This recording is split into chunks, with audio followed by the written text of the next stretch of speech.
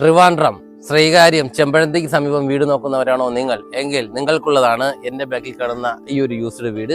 1500 square ഫീറ്റിൽ ആണ് നമ്മുടെ ഈ ഒരു വീടിന്റെ നിർമ്മിതി വന്നിരിക്കുന്നത്. കൂടാതെ തന്നെ നമുക്കൊരു വീടിൽ എന്ന് പറയുന്നത് 10 സെന്റിലാണ് നമ്മുടെ ഒരു വീട് വന്നിരിക്കുന്നത് കേട്ടോ. അതുകൊണ്ട് തന്നെ നമുക്ക് വിശാലമായിട്ടുള്ള നല്ലൊരു ഏരിയ കാര്യങ്ങളൊക്കെ എല്ലാം ലഭിക്കുന്നുണ്ട്.